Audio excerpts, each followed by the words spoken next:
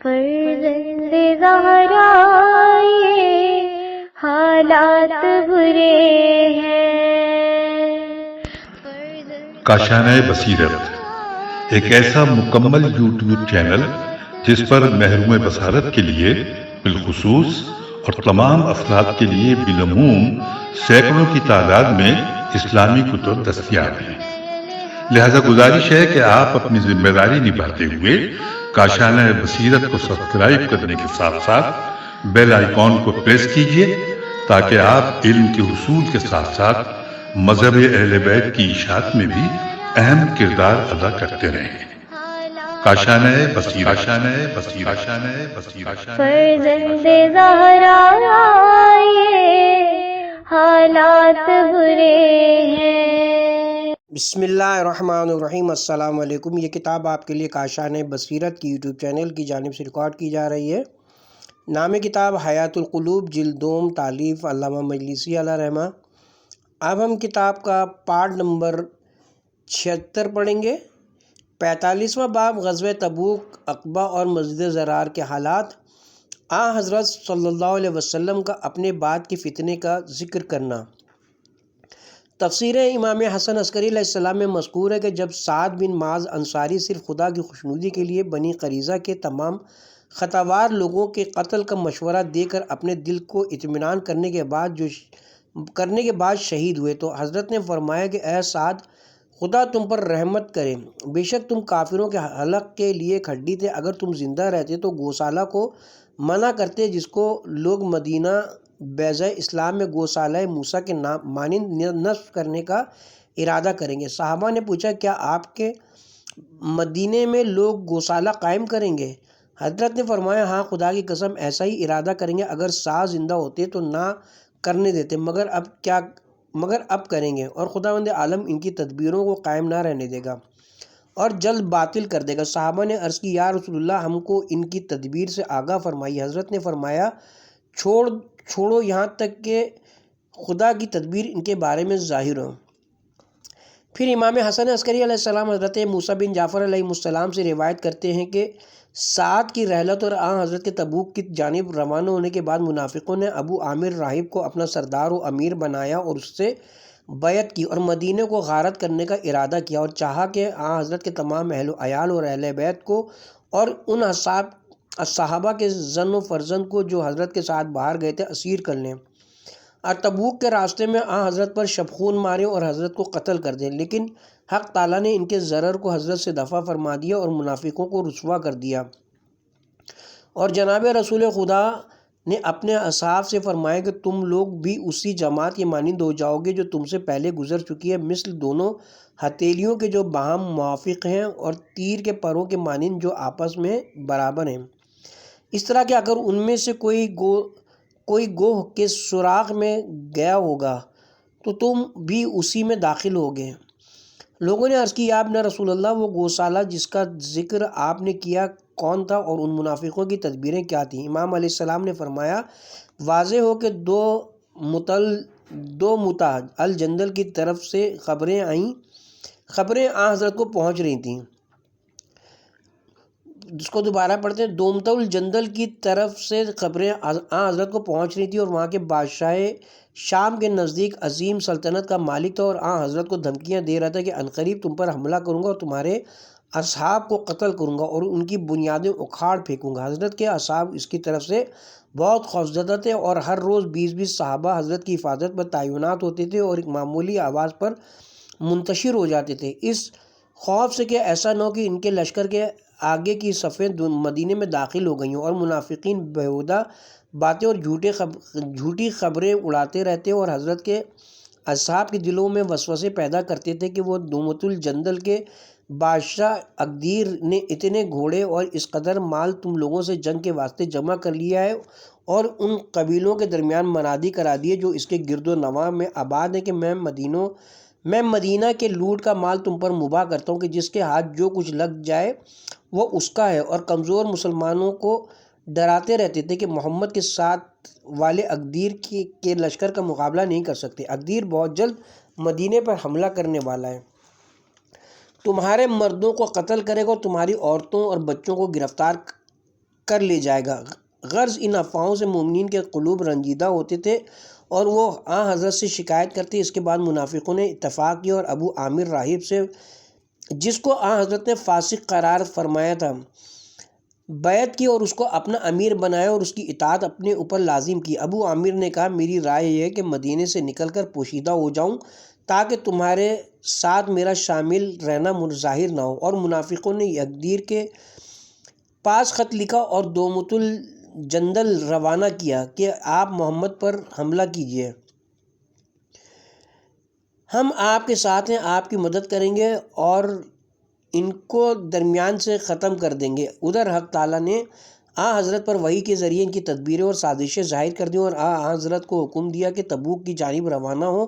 حضرت جب کسی جنگ کا ارادہ کرتے تو اس کا اظہار نہ فرماتے اور لوگ نہیں جانتے تھے کہ حضرت کس طرف جا رہے ہیں اور کہاں کا ارادہ رکھتے ہیں، سوائے جنگ تبوک کے کہ اس موقع پر اپنا ارادہ ظاہر فرما دیا اور اپنے اصحاب کو حکم دیا کہ سامان رسد جنگ تبوک کے لیے لے لیں۔ وہ جنگ وہ تھی جس میں خدا نے منافقوں کو رسوا کر دیا اور قرآن میں ان کی مذمت نازل ہوئی اس سبب سے کہ انہوں نے جہاد سے روگردانی کی، اور حضرت نے اظہار فرمایا کہ خداوند عالم نے مجھ پر وحی بھیجی کہ میں یکدیر پر فتح یاب ہوں گا اور اس سے اس شرط پر صلح کروں گا کہ ہر سال 1000 اوقیہ سونا 200 ہلوں کے ساتھ ماہ سفر میں اور 1000 اوقیہ سونا 1000 ہلوں کے ساتھ ماہ رجب میں بطور جزیہ دیا کرے گا، اور ہم 80 روز کے بعد صحیح و سالم مدینے واپس آ جائیں گے۔ پھر حضرت نے اپنے اصحاب سے فرمایا، حضرت موسیٰ جب اپنی قوم سے نکل کر طور کی جانب گئے، ان 40 راتوں کا وعدہ کیا تھا اور میں تم سے 80 راتوں کا وعدہ کرتا ہوں، اور 80 راتوں کے بعد صحیح و سلامت بے جنگ کیے فتح یاب اور غنیمت کا مال لے کر ماں اصحاب کے بغیر کسی کو آزار دیے ہوئے واپس آ جاؤں گا۔ منافقوں نے جب یہ بات سنی کہا خدا کی قسم ایسا نہیں ہوگا، لیکن اب کہ اس کی ایسی شکست کی نوبت آ گئی ہے جس کے بعد اصلاح نہ ہو سکے گی، اس لیے کہ اس سفر میں ان کے اکثر اشخاص گرمی، زہریلی ہواؤں اور خراب پانی کے سبب ہلاک ہو جائیں گے، اور جو بچ جائیں گے یکدیر کے لشکر سے قتل ہو جائیں گے، زخمی اور اسیر ہوں گے۔ پھر منافقین حضرت کی خدمت میں آئے اور اس جنگ میں نہ جانے کے عذر بیان کرنے لگے۔ بعضوں نے بیماری کا عذر کیا، بعضوں نے اپنے اہل و عیال کی علالت کا بہانہ کیا اور بعضوں نے گرمی کی شدت کا حیلہ کیا۔ حضرت نے ان کو رک جانے کی اجازت دے دی۔ جب حضرت کا ارادہ جنگ تبوک کے لیے جانے کا پختہ ہو گیا، منافقوں نے مدینے میں ایک مسجد تعمیر کی تاکہ اس میں جمع ہو کر باطل تدبیریں اور مشورے کرے اور لوگوں پر یہ ظاہر کرے کہ ہم یہاں نماز کے لیے جمع ہوتے ہیں۔ پھر حضرت کی خدمت میں حاضر ہوئے اور عرض کی کہ ہمارے مکانات آپ کی مسجد سے دور ہیں اور وہاں ہمارا حاضر ہونا دشوار ہوتا ہے اور ہم کو بغیر جماعت کے نماز ادا کرنا مکروہ معلوم ہوتا ہے، اس سبب سے ہم نے اپنے واسطے ایک مسجد تعمیر کی ہے، اگر مناسب سمجھے تو ہماری مسجد میں نماز ادا فرمائے تاکہ ہماری مسجد بھی بابرکت ہو جائے، اور جب ہم اس میں نماز پڑھیں تو آپ کی برکت سے محروم نہ رہیں۔ یہ سن کر حضرت نے ان سے تو کچھ نہ فرمایا جو خدا نے ان کے کفر و نفاق اور تدبیر ہائے باطل کے بارے میں حضرت سے ظاہر فرما دیا تھا، بلکہ فرمایا کہ میرا دراز گوش حاضر کرو تاکہ سوار ہو کر چلوں۔ لوگ یفور کو لائے، حضرت اس پر سوار ہوئے لیکن اس نے قدم نہ بڑھایا، ہر چند کی اس طرف لے جانے کی کوشش کرتے تھے کہ مسجد کی جانب روانہ ہو، مگر وہ نہیں چلتا تھا، اور جب دوسری جانب مڑتے تھے تو برابر چلتا تھا۔ منافقوں نے کہا کہ شاید یفور نے اس راستے میں کچھ دیکھا ہے کہ ادھر سے بھاگتا ہے۔ پھر حضرت نے اپنا گھوڑا طلب فرمایا اور اس پر سوار ہوئے، وہ بھی مسجد کی طرف رخ نہ کرتا تھا، جب اس کو دوسری طرف لے جانا چاہتے تو چلتا تھا۔ منافقوں نے پھر کہا کہ شاید یہ گھوڑا بھی کسی چیز سے بھاگتا ہے اور اس راہ پر نہیں جانا چاہتا ہے۔ حضرت نے فرمایا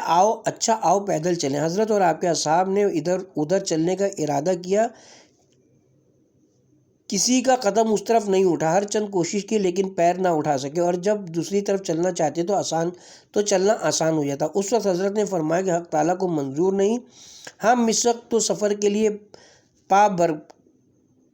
پا برکاب ہیں، واپسی پر جیسا حکم خدا ہوگا عمل کریں گے۔ حضرت تو سفر کی تیاری میں مشغول ہو گئے۔ ادھر منافقوں نے طے کیا کہ حضرت مدینے سے باہر جائے تو حضرت کے متعلقین اور مومنینوں کو تباہ ہو برباد کر دیں۔ اس وقت خدا نے وحی کی کہ اے میرے حبیب، یا تو سفر میں جاؤ اور چاہیے کہ علی مدینے میں رہیں، یا علی جائیں اور تم رہو۔ حضرت نے یہ وحی امیر المومنین سے بیان کیا۔ آپ نے عرض کی، یا رسول اللہ،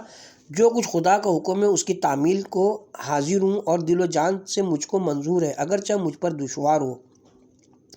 اور حضور کے قدموں سے دور اور زیارت سے محروم رہوں۔ سرور کائنات نے فرمایا، اے علی، کیا تم راضی نہیں ہو کہ تم کو مجھ سے وہی نسبت ہو جو ہارون کو موسیٰ سے تھی، ہر امر میں سوائے اس کے کہ میرے بعد کوئی پیغمبر نہ ہوگا؟ جناب امیر نے عرض کی، میں راضی ہوں۔ حضرت نے فرمایا، تم کو یہاں رہنے میں وہی ثواب ہے جو سفر میں ہوتا، اور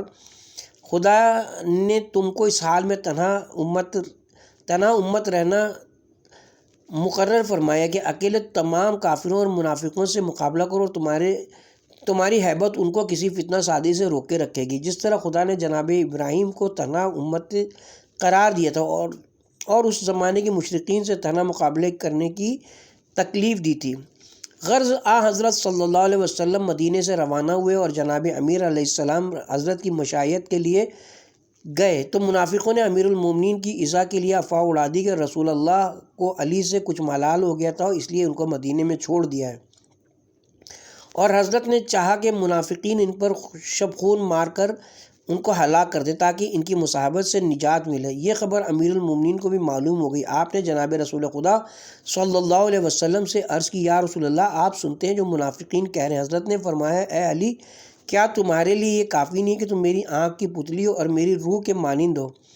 غرض حضرت روانہ ہوئے اور امیر المومنین مدینے کی طرف واپس چلے، اور منافقوں سے جس قدر تدبیریں مسلمانوں کی تباہی کے بارے میں سوچی تھیں، اسد اللہ الغالب کی ہیبت و سطوت کے سبب ملتوی کر دیں۔ وہ کہتے تھے کہ محمد صلی اللہ علیہ وسلم کا یہ آخری سفر ہے، ان کے ہلاک ہونے کی خبر آتی ہے، اس کے بعد ہم جو چاہے یہ کر لیں گے۔ ادھر حضرت اور ایکدیر کے درمیان جب ایک منزل کا فاصلہ رہ گیا تو حضرت زبیر اور سماک بن خراشہ کو 20 اشخاص کے ساتھ ایکدیر کے قلعے کی طرف بھیجا اور فرمایا کہ اس کو گرفتار کر کے میرے پاس لاؤ۔ زبیر نے کہا، یا رسول اللہ، ہم کیوں کر اس کو گرفتار کریں گے، حالانکہ اس کے قبضے میں لشکر جرار اور حشم و خدم ہیں کہ اس کو نہایت مضبوط قلعے میں محفوظ کر رکھا ہے۔ حضرت نے فرمایا، ہیلا و تدبیر سے اس کو گرفتار کرو۔ زبیر نے کہا، یا رسول اللہ، ہم کیا ہیلا کر سکتے ہیں؟ آج کی رات چاند کی روشنی کے سبب روز روشن کے مانند ہے، اور یہاں سے اس کے قلعے تک میدان ہموار ہے، وہ اپنے قلعے سے دور ہی سے ہم کو دیکھ لیں گے۔ حضرت نے فرمایا، کیا چاہتے ہو کہ خدا تم کو ان کی نگاہوں سے پوشیدہ کر دے اور تمہارا سایہ بھی برطرف ہو جائے کہ وہ تمہارا سایہ بھی نہ دیکھیں، اور تم کو چاند کی روشنی کے مانند ایک روشنی کرامت فرمائے گا کہ چاندنی میں تمہارا احساس نہ کر سکیں گے؟ ان لوگوں نے عرض کی، بہتر ہے۔ حضرت نے فرمایا کہ محمد اور ان کی آل طاہرہ پر صلوات بھیجو اور اعتقاد کرو کہ آل محمد میں سب سے بہتر علی بن ابی طالب ہیں، اور اے زبیر، تم کو چاہیے کہ خاص طور سے اعتقاد کرو کہ علی جس گروہ میں ہوں گے وہ ولایت و محبت کے بنسبت دوسروں کے زیادہ سزاوار ہیں۔ دوسروں کو لازم نہیں کہ ان پر فوقیت حاصل کرنے کی کوشش کریں۔ جب تم ایسا کرو گے ان کی نگاہوں سے پوشیدہ ہو جاؤ گے اور ان کے قصر کے نیچے پہنچ جاؤ گے۔ اس وقت خداوند عالم ہرن، پہاڑی بکریاں اور جنگلی گائیں بھیجے گا جو اپنی سینگوں کو اس کے قلعے کے دروازے پر ماریں گی۔ جب وہ ان کی آوازیں سنے گا، وہ کہے گا کہ کوئی ہے جو سوار ہو کر میرے لیے ان کا شکار کرے۔ اس کی زوجہ کہے گی کہ ہرگز باہر نکلنے کا ارادہ مت کرنا، کیونکہ محمد تمہارے قلعے کے نزدیک ٹھہرے ہوئے ہیں۔ مجھے اطمینان نہیں ہے، ممکن ہے کہ کچھ لوگوں کو انہوں نے بھیجا ہو تاکہ تم کو غافل کر دیں اور گرفتار کر لیں۔ وہ کہے گا کہ کس کی جرأت ہے جو اس چاندنی رات میں محمد کے لشکر سے جدا ہو کر ہماری قلعے کی طرف آئے، حالانکہ وہ جانتے کہ میرے جاسوس اور چوکیدار ان کی طاق میں ہیں۔ اگر قصر کے گرد کوئی ہوتا تو یہ وحشی جانور قصر کے قریب نہ آتے۔ پھر وہ اپنے قلعے کے نیچے آئے گا اور سوار ہو کر ان جانوروں کو شکار کرنا چاہے گا، اور وہ جانور بھاگیں گے اور وہ ان کا تعاقب کرے گا۔ اس وقت اس کو گرفتار کر کے میرے پاس لاؤ۔ وہ لوگ اس کے قصر کی طرف روانہ ہوئے اور قلعے کے نیچے پہنچے، اور جو کچھ حضرت نے فرمایا تھا اسی طرح سب واقع ہوا۔ جب ان لوگوں نے اس کو گرفتار کیا، اس نے کہا، میری ایک حاجت ہے۔ پوچھا، بیان کرو، تمہاری جو حاجت ہوگی پوری کی جائے گی، سوائے اس کے کہ تم اپنی رہائی کی خواہش کرو۔ اس نے کہا، میرے لباس کو اتار لو۔ میری لباس میری تلوار الگ کر دو، صرف پیراہن میں مجھے محمد کے پاس لے چلو، شاید وہ اس حال میں دیکھ کر مجھ پر رحم فرمائے۔ ان لوگوں نے ایسا ہی کیا، اور جب اس کو حضرت کی خدمت میں لائے، مسلمان فقیروں اور محتاجوں نے جو اس کے سونے کے زیورات اور لباس دیکھے کہنے لگے کہ کیا یہ بہشت کی چیزیں ہیں؟ حضرت نے فرمایا کہ یہ اقدیر کا لباس ہے، اور زبیر اور سماک کا ایک رومال بہشت میں ان لباسوں سے بہتر ہے۔ اگر وہ لوگ اس عہد کے ساتھ جو مجھ سے کیا ہے حوض کوثر پر مجھ سے ملاقات کریں گے۔ یہ سن کر مسلمانوں کو تعجب ہوا۔ حضرت نے فرمایا کہ اہل بہشت کے رومال کا ایک تار بہتر ہے اس سے کہ زمین و آسمان کے درمیان سونے سے بھر دیا جائے۔ جب اقدیر کو حضرت کی خدمت میں لائے، اس نے فریاد و زاری کی اور کہا کہ مجھے رہا کر دیجئے تو میں آپ کے دشمنوں کو جو میرے ملک کے عقب میں ہیں دفع کروں۔ حضرت نے فرمایا اگر اپنے اس عہد و اقرار کو تو نے پورا نہ کیا تو کیا ہوگا؟ اس نے کہا اگر میں نے اپنا عہد پورا نہ کیا تو اگر آپ پیغمبر خدا ہیں تو وہی خدا آپ کو مجھ پر فتح عنایت فرمائے گا جس نے آپ کے اصحاب کے سائے کو چاند کی روشنی میں زمین پر ظاہر نہ ہونے دیا، اور وحشیان صحرا کو بھیج دیا جنہوں نے مجھے قصر سے باہر نکالا اور بلا میں مبتلا کیا۔ اگر آپ پیغمبر نہ ہوئے تو آپ کا اقبال جس نے مجھ کو اس عجیب و غریب ہیلے سے آپ کے دام میں گرفتار کیا، پھر مجھ کو آپ کے قبضے میں دے دے گا۔ غرض حضرت نے اس سے صلح کر لی کہ اس کو رہا کر دیں گے، اور وہ ہر سال ماہ رجب میں 1000 اوقیہ سونا اور 200 حلے اور اسی طرح ماہ سفر میں دیا کرے گا، اس شرط کے ساتھ کہ مسلمانوں کا کوئی لشکر جب اس کی طرف سے گزرے گا 3 روز ان کی ضیافت کرے گا اور دوسری منزل تک ان کے رسد کا انتظام کرے گا۔ اگر ان میں سے کسی شرط کے خلاف کرے گا تو خدا اور اس کے رسول کے امان سے علیحدہ ہو جائے گا۔ پھر حضرت وہاں سے مدینے کی طرف واپس ہوئے تاکہ منافقوں کے مکر و فریب کو ان کے گوسالہ نصب کرنے میں یعنی ابو عامر راہب کو باطل کریں جس کا نام حضرت نے فاسق رکھا تھا، اور صحیح و سلامت فتح و ظفر کے ساتھ مدینے میں داخل ہوئے اور حکم دیا کہ مسجد زرار کو جسے ان منافقوں نے تعمیر کیا تھا جلا دیں، اور ابو عامر کو حق تعالیٰ نے قولنج، فالج، قورا اور لقوہ میں مبتلا کیا۔ وہ 40 روز ان مصائب میں مبتلا رہ کر عذاب ابدی سے واصل ہوا، جیسا کہ خداوند عالم نے ان کے قصے میں قرآن میں فرمایا ہے۔ آیت نمبر 107 سورہ توبہ پارہ نمبر 11۔ یعنی جن لوگوں نے قبا والوں یا تمام مسلمانوں کو نقصان پہنچانے اور ان کے درمیان جدائی ڈالنے اور ان کو حضرت سے پراگندہ اور علیحدہ کرنے کی غرض سے مسجد بنائی ہے، اور اس کی امارت و ریاست کے انتظار میں جس نے خدا تعالیٰ اور رسول سے پہلے ہی جنگ مخالفت کی تھی، یعنی ابو عامر راہب اور جھوٹی قسم کھاتے ہیں کہ ہم نے مسجد بنانے کا ارادہ نہیں کیا مگر امر نیک کے لیے، اور خدا گواہی دیتا ہے کہ وہ لوگ جھوٹے ہیں۔ علی بن ابراہیم اور شیخ تبریزی وغیرہ نے روایت کی کہ جب قبیلہ بنی عمرو بن عوف نے مسجد قبا تیار کی اور حضرت سے اس میں نماز پڑھنے کی التجا کی اور آپ نے اس میں نماز ادا فرمائی تو بنی غنم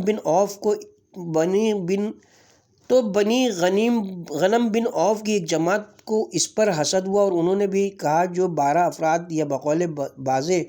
15 افراد تھے کہ ہم بھی ایک مسجد تعمیر کرتے ہیں جس میں نماز پڑھیں گے اور محمد صلی اللہ علیہ وسلم کے پاس نماز میں حاضر نہ ہوں گے۔ علی بن ابراہیم کی روایت کے مطابق وہ لوگ حضرت کی خدمت میں آئے اور عرض کی یا رسول اللہ، کیا آپ اجازت دیتے کہ ہم بیماروں، بوڑھوں اور راتوں کو نماز پڑھنے والوں کے لیے ایک مسجد قبیلہ بنی سالم میں بنائیں؟ حضرت نے ان کو اجازت دے دی۔ جب مسجد تیار ہو گئی تو ان لوگوں نے حاضر خدمت ہو کر عرض کی یا رسول اللہ، ہماری تمنا ہے کہ حضور ہماری مسجد میں چل کر نماز پڑھیں تاکہ ہمارے واسطے برکت کا سبب ہو۔ اس وقت حضرت تبوک کی طرف روانہ ہو رہے تھے۔ آپ نے فرمایا کہ میں پابرکاب ہوں، جب اس سفر سے واپس ہوں گا تو انشاءاللہ آؤں گا۔ غرض جب حضرت تبوک سے واپس آئے تو پھر ان لوگوں نے اسی خواہش کا اعادہ کی۔ اس وقت خداوند عالم نے مسجد کے بارے میں یہ آیتیں نازل فرمائیں اور ابو راہب کا کفر ظاہر ہو گیا۔ ابو عامر کا قصہ یہ کہ اس نے زمانہ جاہلیت میں رہبانیت اختیار کی تھی اور ٹاٹ کا لباس پہنتا تھا۔ جب حضرت نے مدینے کی طرف ہجرت فرمائی وہ ملعون کافروں کو حضرت سے جنگ پر ابھارتا تھا اور حضرت کو طرح طرح کی تکلیفیں دیتا تھا۔ جب فتح مکہ کے بعد اسلام کو قوت حاصل ہوئی وہ طائف کی طرف بھاگ گیا۔ جب اہل طائف مسلمان ہوئے وہ طائف سے بھی بھاگا اور شام چلا گیا اور عیسائی ہو گیا۔ وہ حنظلہ کا باپ تھا جو جنگ احد میں شہید ہوئے اور فرشتوں نے ان کو غسل دیا۔ اس کے بعد اس ملعون نے مدینے کے منافقوں کو پیغام بھیجا کہ تیار رہو اور ایک مسجد بناؤ جس میں جمع ہوا کرو، میں بادشاہ روم قیصر کے پاس جاتا ہوں اور اس سے لشکر لے کر مدینے پر چڑھائی کرتا ہوں تاکہ محمد صلی اللہ علیہ وسلم کو مدینے سے نکال دوں۔ غرض مدینے کے منافقین اس ملعون کے آنے کے انتظار میں تھے جیسا کہ خدا نے اس طرف اشارہ کیا ہے، اور وہ ملعون قبل اس کے کہ بادشاہ روم تک پہنچے جہنم واصل ہو گئے۔ پھر خدا ون تعالیٰ نے جناب رسول خدا صلی اللہ علیہ وسلم کو ممانعت فرمائی اس سے کہ ان کی مسجد میں نماز پڑھیں، اور فرمایا پارہ نمبر 11 آیت نمبر 108 و 110 سورہ توبہ، یعنی ہرگز اس مسجد میں نماز کے لیے مت کھڑے ہونا، لیکن وہ مسجد جس کی بنیاد تقوی اور پرہیزگاری پر روز اول سے رکھی گئی ہے، یعنی مسجد قباء، وہ زیادہ سزاوار ہے اس کے لیے کہ اس میں نماز ادا کرو۔ اس میں چند اشخاص ہوئے ہیں جو اس بات کو دوست رکھتے ہیں کہ اپنے تئیں پاک رکھیں، اور خدا پاک رکھنے والوں کو دوست رکھتا ہے۔ کیا جو شخص اپنے امور دین کی بنیاد خدا کے ڈر اور خوف اور اس کی خوشنودی کی طلبگاری کے ساتھ مضبوط کرتا ہے وہ بہتر ہے، یا وہ شخص جو اپنے امور دین کی بنیاد دریا کے ایسے کنارے پر رکھتا ہے جس کے نیچے پانی کو جس کے نیچے حصے کو پانی نے کاٹ کر خالی کر دیا اور گرنے کے قریب ہو، تو وہ زمین اپنی عمارت کے ساتھ جو اس پر تعمیر کی گئی ہو جہنم کی آگ میں گر جائے گی، اور خدا ظالموں کو ان کے فاسد مقصدوں میں کامیاب نہیں کرتا، جو ہمیشہ شک و نفاق کے سبب جو ان کے دلوں میں عمارتیں تعمیر کرتے ہیں، مگر یہ کہ ان کے قلوب ٹکڑے ٹکڑے ہو جاتے ہیں، اور خدا ان کے مکر و فریب اور ان کے گفتار و کردار سے بخوبی واقف اور حکیم ہے۔ کلینی ابن بابویہ شیخ توسی اور عیاشی سند ہے معتبر امام محمد باقر علیہ السلام و امام جعفر صادق علیہ السلام سے روایت کرتے ہیں کہ جس مسجد کے بارے میں خداوند کریم ارشاد فرماتے ہیں کہ اس کی بنیاد روز اول ہی سے تقوی پہ رکھی گئی، وہ مسجد قباء ہے جو مدینے میں واقع ہے۔ اس سبب سے خدا نے ان لوگوں کی مدح کی ہے جو پانی سے استنجا کرتے تھے، اور علی بن ابراہیم نے امام محمد باقر علیہ السلام سے روایت کی کہ وہ عمارت جس کے بارے میں خدا نے فرمایا کہ جہنم کے کنارے پر ہے مسجد زرار ہے، جس کو منافقین نے مکر و فریب سے تعمیر کیا تھا۔ جب یہ آیتیں نازل ہوئیں جناب رسول خدا نے مالک بن وحشم خزائی اور عامر بن عدی کو جو عمرو بن عوف کے قبیلے سے تھے بھیجا کہ مسجد کو مسمار کر دے اور جلا دے۔ جب وہ اس مسجد کے قریب پہنچے مالک نے عامر سے کہا کہ ٹھہرو، میں اپنے گھر سے آگ لاتا ہوں، اور آگ لا کر اس مسجد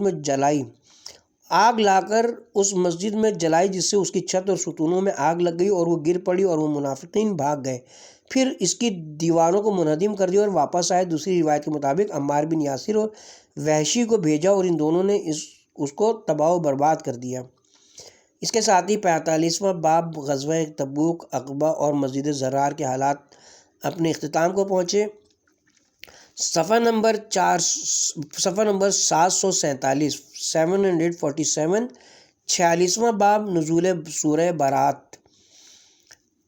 شیخ مفید اور شیخ تبریسی بلکہ تمام مفسرین و محدثین خاصہ و عامہ نے متواتر طور پر روایت کی ہے کہ چونکہ جناب رسول خدا صلی اللہ علیہ وسلم نے مشرکین سے صلح حدیبیہ میں عہد و پیمان کیے تھے اور مشرکین نے عہد شکنی کی، تو سورہ برات کی ابتدائی آیتیں نازل ہوئیں اور حضرت کو حکم ہوا کہ اپنے عہد و پیمان کو بھی توڑ دیں اور ان سے بیزاری اختیار کریں، جیسا کہ فرمایا ہے آیت نمبر 1 اور 2 سورہ توبہ پارہ نمبر 10۔ اے مسلمانوں، جن مشرکین سے تم لوگوں نے عہد و پیمان کیا تھا اب خدا اور اس کے رسول کی طرف سے ان سے بیزاری ہے، تو اے مشرکو تم 4 مہینے روئے زمین پر اور سیر و سیاحت کر لو اور جان لو کہ تم خدا کو کسی طرح عاجز نہیں کر سکتے، اور بلا شبہ خدا کافروں کو رسوا کرنے والا ہے۔ واضح ہو کہ ان 4 مہینوں میں جن میں مشرکوں کو مہلت دی گئی ہے، اختلاف بعض کہتے ہیں کہ وہ روز نہر سے شروع ہو کر ماہ ربیع الثانی کی 10ویں تاریخ تک تھے، اور اس قول پر حضرت صادق علیہ السلام سے معتبر حدیثیں وارد ہوئی ہیں، اور بعض کا قول ہے کہ 4 مہینے پہلے شوال سے تھے۔ پہلی شوال سے تھے، بعض کہتے ہیں کہ 10ویں ماہ ذوالقعدہ سے شروع ہوئے، کیونکہ ان دنوں کفار ذوالقعدہ میں حج کیا کرتے تھے، اور یہ بھی ان کی بدعتوں میں سے ایک بدعت تھی کہ حج کو ماہ بہ ماہ گھماتے پھراتے رہتے تھے۔ سورہ توبہ پارہ نمبر 10۔ خدا اور رسول کی جانب سے حج اکبر کے دن تم لوگوں کو منادی کی جاتی ہے کہ خدا اور اس کا رسول مشرکوں سے بیزار ہے، تو اے مشرکو، تم نے اگر اب بھی توبہ کر لی تو تمہارے حق میں یہی بہتر ہے، اور اگر تم نے روگردانی کی تو سمجھ لو کہ تم لوگ خدا کو ہرگز عاجز نہیں کر سکتے، اور کافروں کو دردناک عذاب کی خوشخبری دے دو۔ جاننا چاہیے کہ روزہ حج اکبر کے معنی میں مفسروں کے درمیان اختلاف ہے۔ بعض کہتے ہیں کہ وہ روزہ عرفہ ہے،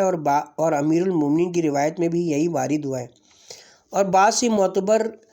بہت سی معتبر حدیث کلینی اور تہذیب وغیرہ معتبر کتابوں میں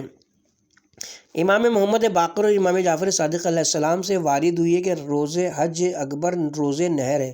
پھر حج اکبر کے معنی میں بھی اختلاف ہے۔ بعضوں نے اسی کے مطابق کہا ہے جو شیعوں کی معتبر حدیثوں میں وارد ہوا ہے کہ حج اکبر عمرے کے مقابلے پر ہے، اور عمرہ حج اصغر ہے۔ یوں تو ہر حج کو حج اکبر کہتے ہیں۔ بعضوں کا قول ہے کہ خصوصیت سے اس سال کے حج کو حج اکبر کہتے ہیں جس سال مسلمان و مشرکین سب کے سب حج کے لیے آئے، اس کے بعد مشرکوں کو حج کرنے کی ممانعت کر دی گئی اور حج مسلمانوں سے مخصوص ہو گیا۔ اس کے بعد خدا نے فرمایا ہے کہ آیت نمبر 4 سورہ توبہ پارہ نمبر 10، لیکن جن مشرکوں سے تم نے عہد و پیمان کیے تھے پھر ان لوگوں نے اس کو توڑا نہیں اور نہ تمہارے خلاف کسی کی مدد کی، تو تم بھی ان کے عہد و پیمان کو جتنی مدت کے لیے کیا ہے پورا کر دو۔ بے شک خدا پرہیزگاروں کو دوست رکھتا ہے۔ بعض کہتے ہیں کہ اس گروہ سے مراد بنی کنانہ و بنی زمرہ تھے کہ ان کی مدت سے 9 مہینے باقی رہ گئے تھے، تو خدا نے حکم دیا کہ ان کی مدت کو پورا کرو، کیونکہ ان سے کوئی عہد شکنی صادر نہیں ہوئی تھی جو عہد توڑنے کا سبب ہوتا۔ بعضوں نے کہا کہ ہر گروہ کے بارے میں یہ حکم عام ہے جنہوں نے حضرت سے عہد کیا تھا اور عہد کو توڑا نہیں تھا۔ آیت نمبر 5 سورہ توبہ۔ تو جب ہر حرمت کے مہینے جن کا احترام کیا جاتا ہے کہ جن میں جنگ کرنا ممنوع ہے گزر جائیں، جو ماہ ذوالقعدہ، ذوالحجہ و محرم اور رجب ہیں، اور بعضوں نے کہا کہ حرام مہینوں سے وہی مہینے مراد ہیں جو پہلے بیان ہو چکے ہیں، تو مشرکین کو جہاں پاؤ بے تعامل قتل کر دو اور ان کو گرفتار کر لو، ان کو قید کر لو اور مکے میں داخل ہونے سے ان کو روک دو، اور ہر کمینگاہ میں ان کی طاق میں بیٹھو، تو اگر وہ شرک سے باز آ جائیں، توبہ کر لیں اور نماز پڑھنے لگیں اور زکوٰۃ ادا کریں تو ان کی راہ چھوڑ دو، بے شک خدا بڑا بخشنے والا مہربان ہے۔ روایت میں کہ جب ہجرت کے 9ویں سال یہ آیتیں اور اس کے بعد کی چند آیتیں 10 تک نازل ہوئیں، پیغمبر خدا نے ان آیتوں کو جناب ابوبکر کو دے کر مکہ معظمہ روانہ کیا تاکہ حج کے موقع پر مشرکین کو سنا دیں۔ جب حضرت ابوبکر کچھ دور گئے، جبرائیل نازل ہوئے اور حضرت سے کہا، خداوند عالم آپ کو سلام کہتا ہے اور فرماتا ہے کہ سوائے تمہارے یا اس کے جو تم سے ہو، اور دوسری روایت کے مطابق سوائے تمہارے یا علی کے کوئی میری رسالت پہنچانے کا اہل نہیں۔ یہ فرمان خداوندی سن کر حضرت نے امیر المومنین کو طلب کیا اور فرمایا کہ میرے ناقہ غصبہ پر سوار ہو کر جاؤ اور ابوبکر سے سورہ برات لے لو اور جا کر اہل مکہ کو سنا دو اور مشرکین کے عہد و پیمان کو توڑ دو اور ابوبکر کو واپس بھیج دو، اور دوسری روایت کے مطابق ابوبکر کو اختیار ہے چاہے وہ تمہارے ساتھ جائیں یا واپس آ جائیں۔ امیر المومنین حضرت کے ناقے پر سوار ہو کر تیزی کے ساتھ روانہ ہوئے اور ذی الحلیفہ میں اور باروایت دیگر روحہ میں ابوبکر کے پاس پہنچ گئے۔ جب انہوں نے دیکھا، قبیلہ خاطر ہوئے اور استقبال کیا اور پوچھا، اے ابوالحسن کس لیے آئے ہو؟ حضرت نے فرمایا کہ جناب رسول خدا نے مجھے بھیجا ہے کہ سورہ برات تم سے